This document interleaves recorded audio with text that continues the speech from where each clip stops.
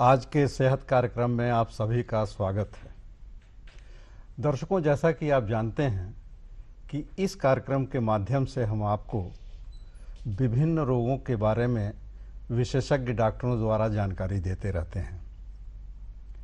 आपको यह जानकारी है कि मानव शरीर में आँख का महत्वपूर्ण स्थान है और आँख में सबसे ज़्यादा नाजुक चीज़ होती है रेटिना। लेकिन भागती दौड़ जिंदगी में और नज़रअंदाज करने की आदतों के कारण प्रायः आँखों में तरह तरह के रोग हो रहे हैं, जिनसे बहुत लोगों को निजात भी मिल रहा है और उपचार भी उसके उपलब्ध हैं। लेकिन रेटिना एक गंभीर रोग माना जाता है। कितना गंभीर है और उसका क्या इलाज है, इसके बारे में आज यहाँ हमारे साथ डॉक्टर रामयश सिंह यादव, जो बीआरडी मेडिकल कॉलेज गोरखपुर में प्रोफेसर हैं, यहाँ पर आमंत्रित किया है उनको। और आज हमारी बातचीत का विषय रेटिना से संबंधित डायबिटिक रेटिनोपैथी है। जाहिर सी बात है कि यह एक गंभीर रोग है और इसका इलाज संभव है तो कितना संभव है, इसके क्या कारण हैं, क्या लक्षण हैं, इस संबंध में काफ़ी विस्तार से आपसे जानकारी करेंगे। तो डॉक्टर यादव, आपका बहुत बहुत स्वागत। और जैसा कि अभी हमने बताया कि हमारी बातचीत का विषय भी है डायबिटिक रेटिनोपैथी, तो सबसे पहले हम दर्शकों के लिए जानना चाहेंगे कि रेटिना क्या है। इसके बारे में आप हमारे दर्शकों को बताइए, किसे कहते हैं रेटिना। नमस्कार दर्शकों, जैसा कि कामिल साहब ने बताया कि आँख जो है सबसे मोस्ट सेंसिटिव पार्ट है और उसमें भी रेटिना सबसे अहम पार्ट होता है, सबसे सेंसिटिव पार्ट होता है। जैसा कि आप देख सकते हैं कि ये आँख का एक मॉडल है, स्ट्रक्चर है। इसमें सबसे इनर मोस्ट जो पोर्शन है उसको रेटिना कहते हैं। इसको हिंदी में पर्दा भी कहते हैं और इसी पर्दे पे प्रतिबिंब बनता है और जो प्रतिबिंब बनता है वो इस नर्व के थ्रू माइंड तक जाता है, दिमाग तक जाता है, तो आदमी देखने का काम करता है। तो सबसे सेंसिटिव पार्ट जो इमेज की क्लियरिटी के लिए रिस्पॉन्सिबल है वो है रेटिना। जी। अच्छा डॉक्टर साहब, जैसा कि हमारी बातचीत का आज विषय है डायबिटिक रेटिनोपैथी, यह क्या है, इसके बारे में हमारे दर्शकों को जरा बताइए। डायबिटिक रेटिनोपैथी उन लोगों में होती है जिनमें डायबिटीज़ होती है। तो डायबिटीज़ वाले पेशेंट में जो रेटिना की बीमारी होती है उसको डायबिटिक रेटिनोपैथी कहते हैं। ये बताइए डॉक्टर साहब कि सिर्फ डायबिटिक के जो मरीज़ होते हैं उन्हीं को रेटिना संबंधित बीमारी होती है या और किसी को भी हो सकती है? रेटिना संबंधित बीमारियां बहुत सारी होती हैं, उनमें से एक सबसे इम्पॉर्टेंट है डायबिटिक रेटिनोपैथी। जैसा कि हम जानते हैं कि हमारे देश में डायबिटीज़ के मरीजों की संख्या बहुत ज़्यादा है जी।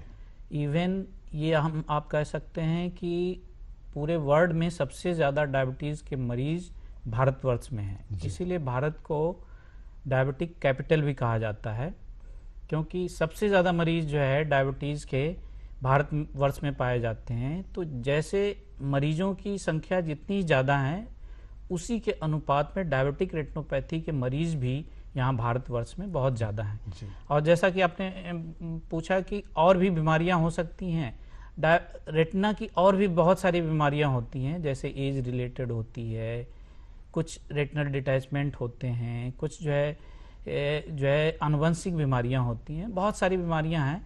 लेकिन आजकल सबसे ज़्यादा इंसिडेंस जो है डायबिटिक रेटिनोपैथी का है रेटिना में। अच्छा डॉक्टर साहब, ये बताइए कि जैसे डायबिटिक की बात आपने की है, तो यह किसी खास उम्र में होती है या किसी भी समय हो सकती है?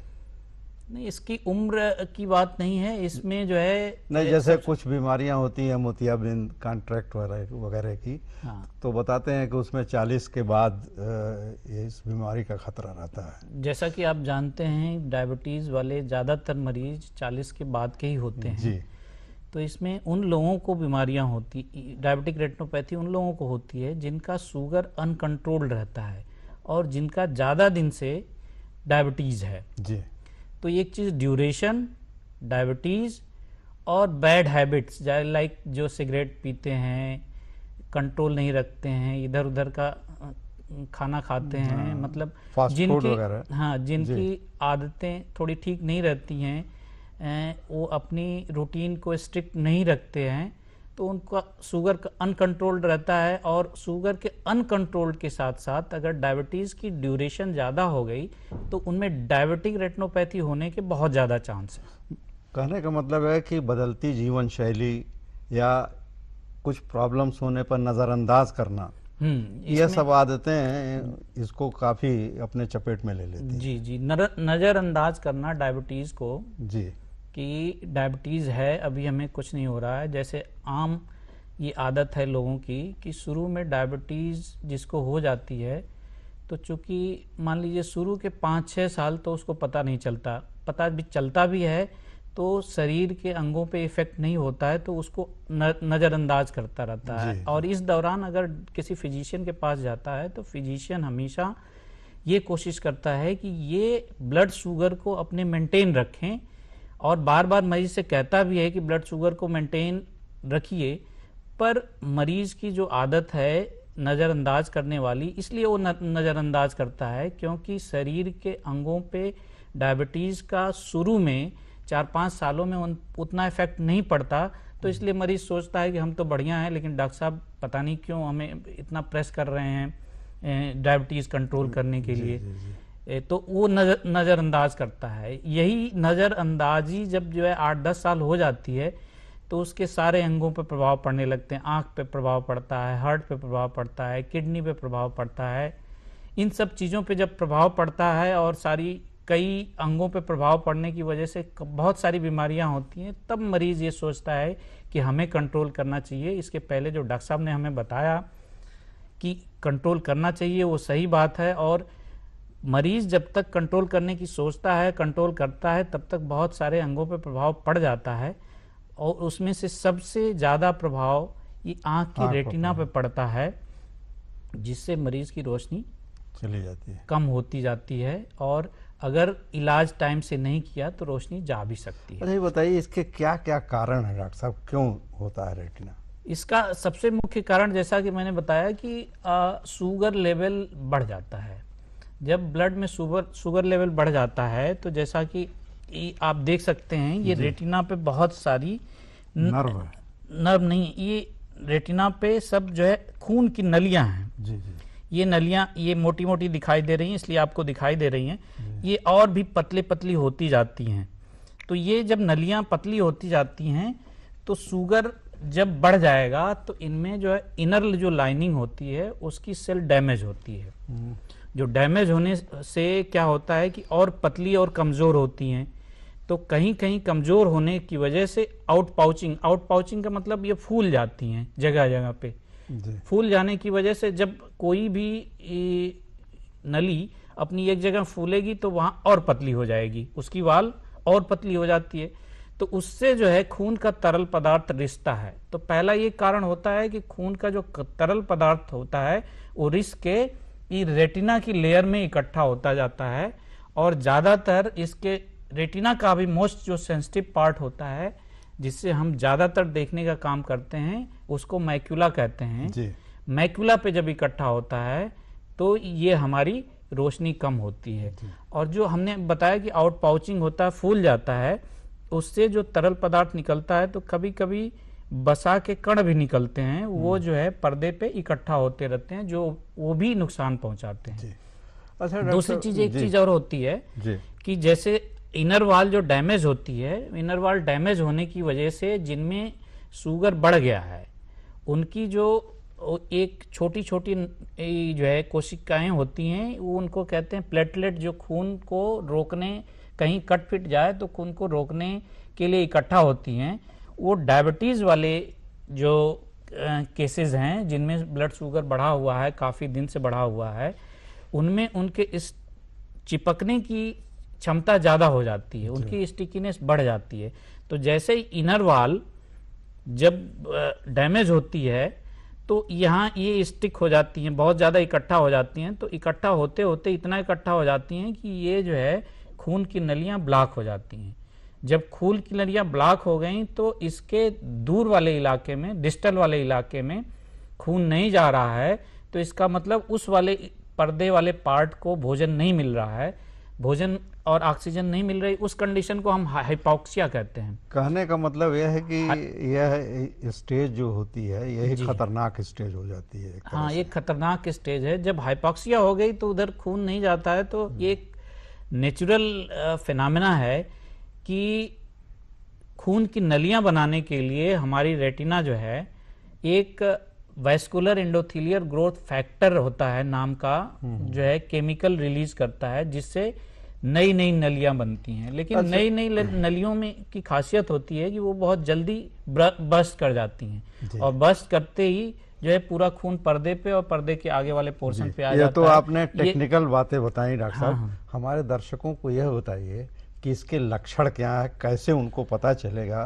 कि रेटिना होने वाला है? इसके सबसे पहला लक्षण है कि उनकी रोशनी जो है डाउन होने लगती है, कम होने लगती है, और कभी कभी इस रोशनी को आप नज़रअंदाज करते हैं तो एक दिन ये भी आता है कि बिल्कुल नहीं दिखाई देता है।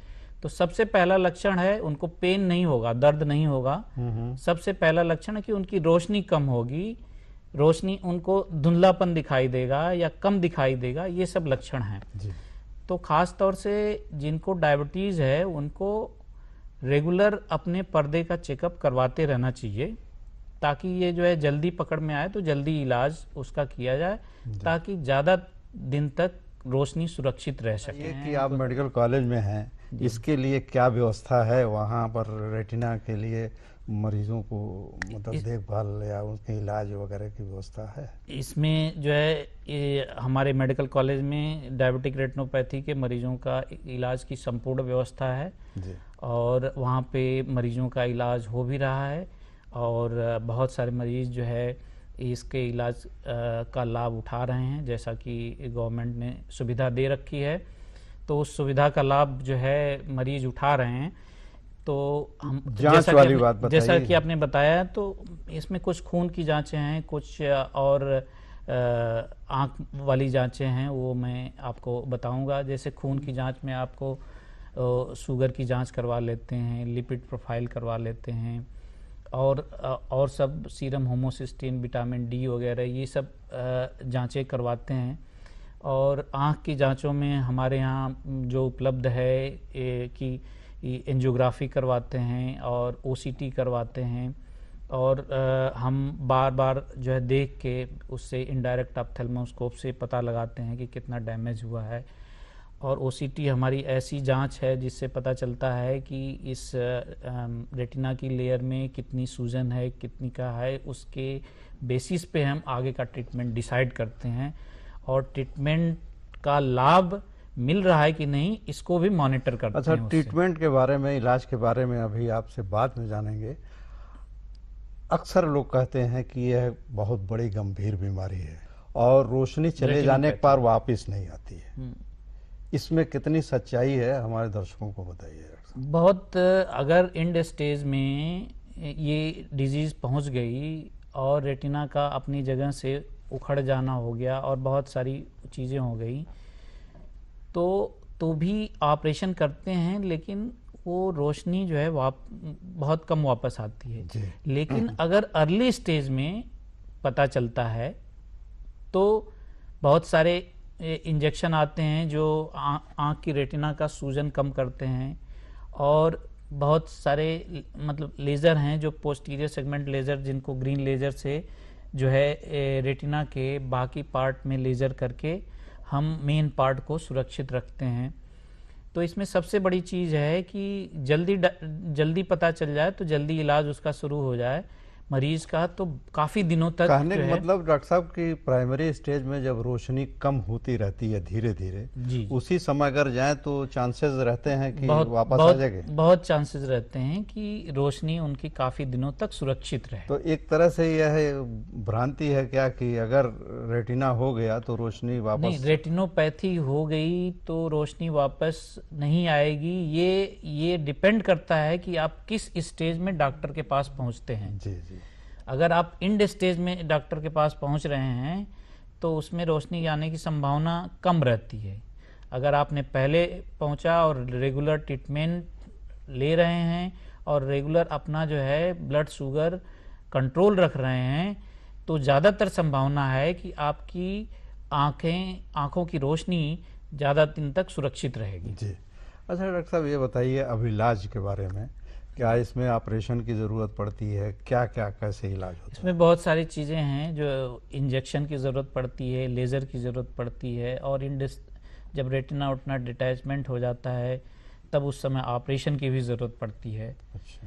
तो जैसा कि हमने आपको अभी कारण में हम लोग जब डिस्कस कर रहे थे तो हमने बताया कि इसके मेन कारण होती हैं कि लीक करता है, तरल पदार्थ जो है नलिकाओं से लीक करता है, तो वो इकट्ठा होता है रेटिना की लेयर में, जो सूजन करता है। तो सूजन की वजह से जो रोशनी कम होती है उसके लिए एक एंटी वेजफ आता है, anti vascular endothelial growth factor, जो कि रेटिना से vascular endothelial growth factor retina से निकलता है और उसके एंटागोनिस्ट होता है उल्टा, जो एंटी वेजफ हम लोग देते हैं। तो इससे क्या होता है कि नई नलिकाएं जो कि कमज़ोर होती हैं वो नहीं बनती हैं। दूसरी चीज़, सूजन जो हो रहा है रेटिना में उसकी वजह से कम होता है, तो विजन में इम्प्रूवमेंट होता है जी। एक तो इंजेक्शन के थ्रू ना, चूँकि ये महंगा इंजेक्शन आता है, इसको बहुत लोग एफर्ट नहीं कर पाते हैं, तो एक इंजेक्शन आता है ट्रैमसिलोन, ये स्टेरॉयड इंजेक्शन होता है, इसको भी हम लोग जो है विट्रियस में आगे ये रेटिना है जी, इंजेक्शन को हम लोग विट्रियस में यहाँ पे इंजेक्ट करते हैं, ठीक है। तो ये रिस्क के इस पे रेटिना पे प्रभाव डालता है और सूजन कम करता है। तो ये इंजेक्शन डॉक्टर साहब एक ही लगता है कि कई लगाना नहीं, हमेशा ज़रूरत पड़ती रहती है। जैसे किसी को इंसुलिन की ज़रूरत पड़ती रहती है बार बार, तो ऐसे इन इंजेक्शनों की भी ज़रूरत पड़ती है, लेकिन आप रेगुलर इसको लें, टाइमली लें और डॉक्टर के अकॉर्डिंग लें, तो प्रतिवर्ष इन इंजेक्शनों की संख्या कम होती जाती है। अच्छा। जैसे मान लीजिए अगर किसी को इंजेक्शन एक साल में 8 इंजेक्शन की ज़रूरत पड़ रही है, तो दूसरे साल में हो सकता है 4 इंजेक्शन की ज़रूरत पड़े, हो सकता है तीसरे साल में 1 ही 2 इंजेक्शन की ज़रूरत पड़े, और हो सकता है चौथे साल बाद और कम पड़े या ना पड़े। ये डिपेंड करता है कि पेशेंट कितना डिसिप्लिन्ड है, कितना जो है शुगर को मेंटेन रख रहा है, कितना अपनी रूटीन को वो रेगुलर कर रहा है, और कितना फ्रीक्वेंटली डॉक्टर के कहने पे उसको जो है दिखा रहा है जी डॉक्टर को, और डॉक्टर की कितनी बातें वो फॉलो कर रहा है जी। ये सब चीज़ें उस पर डिपेंड करती हैं। मतलब नज़रअंदाज नहीं कर रहा, नज़रअंदाज अगर कर रहा है तो फिर तो दिक्कत होगी और एंड स्टेज में जाएगा और वो बाद में दिक्कत होने लगती है। अच्छा डॉक्टर साहब, यह प्रॉब्लम एक ही आँख में होती है कि दोनों में? नहीं, ये दोनों आँखों में होती है। ये डायबिटिक रेटिनोपैथी दोनों आँखों में होती है जी। कोई ज़रूरी नहीं है कि डायबिटिक रेटिनोपैथी दोनों आँख में हो तो दोनों में बराबर हो, एक कम ज़्यादा भी हो सकती है, बराबर भी हो सकती है, ऐसा नहीं है। लेकिन ये है कि डायबिटीज़ जिसको है उसको आई सर्जन के पास जाके अपना रेगुलर चेकअप रेटिना का करवाते रहना चाहिए।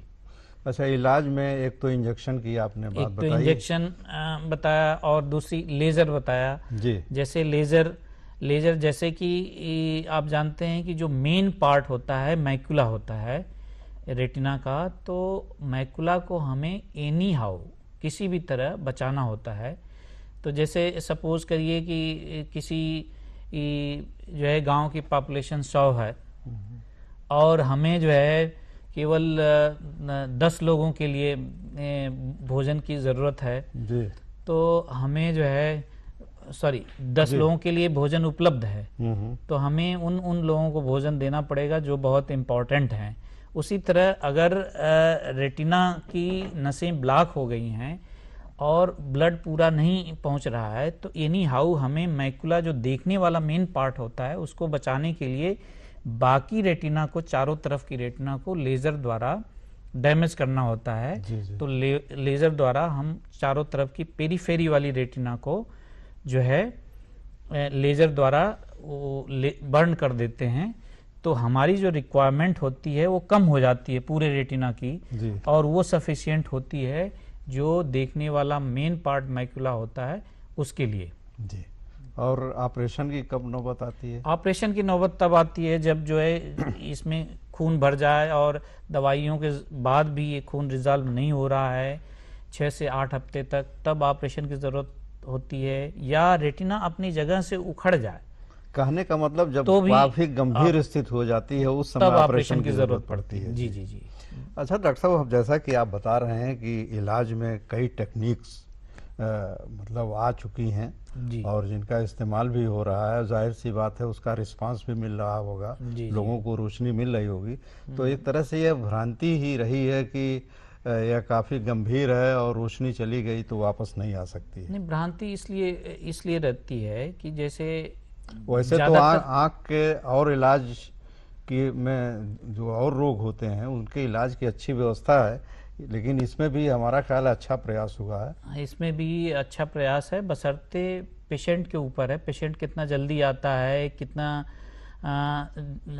डॉक्टर के बुलाने पे कितना फॉलो करता है, कितनी डॉक्टर की एडवाइस फॉलो करता है, इस पे डिपेंड करता है। अच्छा डॉक्टर साहब, एक अब चलते चलते बचाव के बारे में हमारे दर्शकों को जरा बताइए, क्या बचाव रखें ताकि यह नौबत ना आने पाए? सबसे अच्छा बचाव यही है कि जिसको डायबिटीज़ हो गई अपना रेगुलर चेकअप ब्लड शुगर का करवाएं और एकदम कंट्रोल रखें।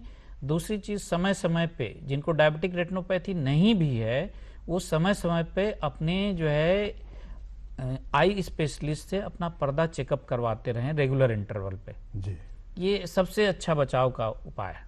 अच्छा, खान पान का भी कुछ प्रभाव पड़ता है डॉक्टर साहब?